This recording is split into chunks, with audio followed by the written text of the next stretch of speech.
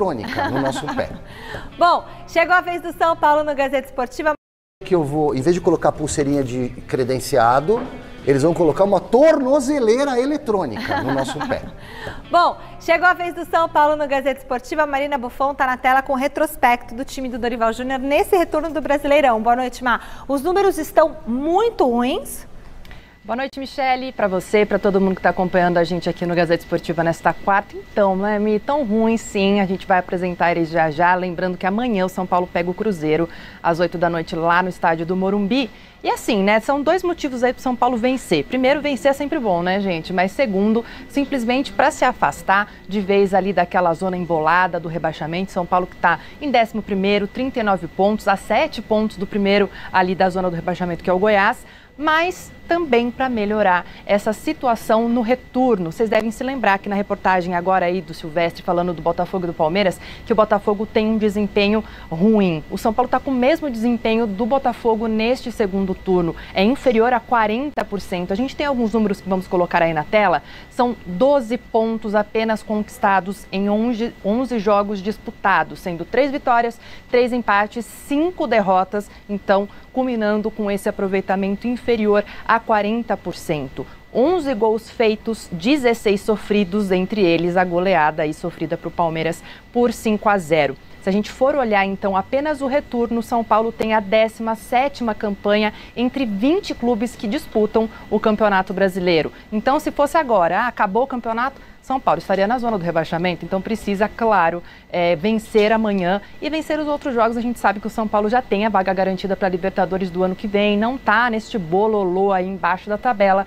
mas vencer é sempre bom, como a gente diz. Lembrando, no retorno, além desse aproveitamento inferior a 40%, São Paulo apenas passa América Mineiro, Goiás e Coritiba, né? 17ª campanha, só esses 3 times estão abaixo. Aí eu queria saber de vocês, então, o que vocês estão achando desse segundo turno do São Paulo, que sim, focou na Copa do Brasil, conquistou esse título inédito e já tem a vaga garantida para a próxima Libertadores.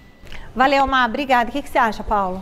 Bom, na realidade, eu estava falando com alguns São Paulinos, não podem reclamar de nada, né? Por mais que o segundo turno os resultados não apareceram, mas conquistou algo importantíssimo para o clube. O que tinha que fazer, fez. Fez algo importantíssimo, ganhou uma verba muito boa, né? E sem dúvida nenhuma esse São Paulo vai enfrentar um Cruzeiro que vem de 2 vitórias aí, uma num clássico contra o Atlético e depois ganhou do Bahia.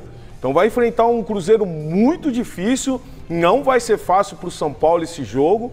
E fora os jogadores que estão lesionados aí. O Silvestre, vendo aquela tela ali, né, mostrando que estaria no Z4 pela campanha do retorno, sim, você leva em conta isso? Vocês, e o Paulo também, tipo, 3 vitórias, né, 3 empates, quer dizer, um aproveitamento inferior a 40%. Isso é para considerar e acender um sinal de alerta para o ano que vem ou não? Não.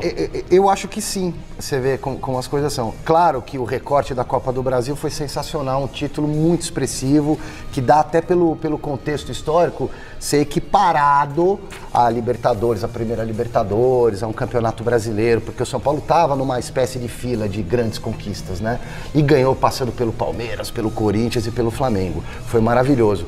Mas é um recorte que me parece um ponto fora da curva, me parece. Então eu prefiro esperar para ver como é que vem o São Paulo para o ano que vem. Será que o São Paulo conseguiu um resgate realmente? Será que o São Paulo vai brigar de igual para igual em Libertadores em 2024? Vai conseguir manter o elenco? Vai reforçar o time? A torcida está fazendo o que nunca fez em todos os tempos. Nunca. Nem nos grandes momentos. Mas será que o São Paulo está realmente reabilitado como clube? Eu prefiro esperar um pouco. Eu creio que sim. Eu creio que essa equipe do São Paulo, e isso daí para mim não reflete nada para o próximo ano. Os jogadores que estão ali são muito experientes. E se o São Paulo não renovar com o Lucas, isso é perigoso? É um jogador, e eu também estava falando até com o Bacégio hoje, é um jogador muito experiente, é um jogador que chegou no momento bom, mas não vamos esquecer que sem ele o Dorival conseguiu fazer uma equipe muito competitiva. Mas sem ele não passava pelo Corinthians no segundo jogo. Mas sim. Até chegar lá,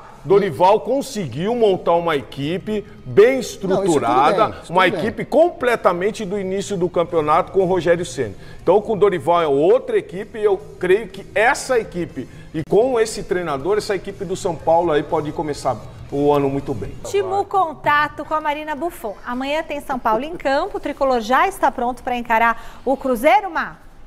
Está prontíssimo, viu, Mi? Hoje cedo, hoje à tarde, o São Paulo finalizou a preparação para enfrentar a Raposa. Lembrando que os dois times têm apenas 2 pontos de diferença na tabela. O São Paulo com 39, o Cruzeiro com 37. Então, dependendo do resultado, obviamente o Cruzeiro pode ultrapassar o Tricolor na tabela de classificação. A gente sabe que o Lucas Moura está afastado, né, por conta de lesão, por conta daquele estiramento na coxa, não joga. Por outro lado, o Rafinha volta de suspensão, tinha sido expulso no jogo contra o Palmeiras, cumpriu suspensão no empate contra o Atlético, volta então para a lateral direita neste jogo.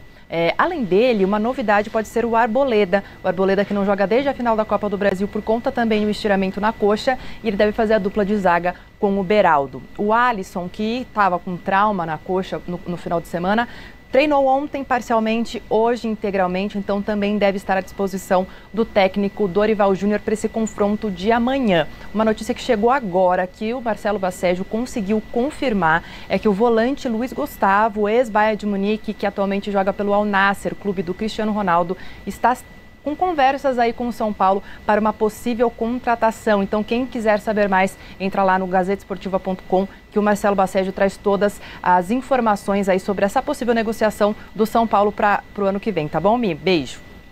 Um beijo, linda. Fala, Paulo. Gustavo, eu estive com ele agora em um dos jogos esse ano lá no Bayern de Munique. Tá em forma, viu?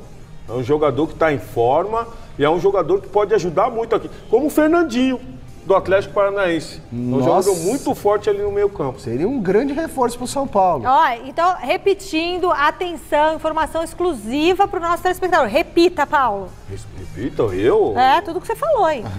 Não, é um jogador que está bem fisicamente, é um jogador que se cuida. Tá no radar, inclusive, num dos nossos jogos aí esse ano aí contra o Borussia Dortmund lá, que nós fizemos, ele fez até um golaço. Pô, jogou Copa do Mundo, cara. Cumpridão, tem talento, sabe sair jogando. Tá em forma. Gosto muito, é um rapaz de família, um rapaz que, se vier pro Brasil e encontrar a equipe certa... Ser rapaz de família é pouco importa pra mim. Ele pode nem ser de família. Se ele jogar bem futebol, tá valendo. Vai jogar bem como, se for da noite? Não, mas aí... tá bom. Você nunca jogou com nenhum boêmio que joga bem futebol que resolvia. Então, para com isso, vai, Paulo. Você já sabe o que tá acontecendo. Vai. Larga de ser politicamente correto, cara.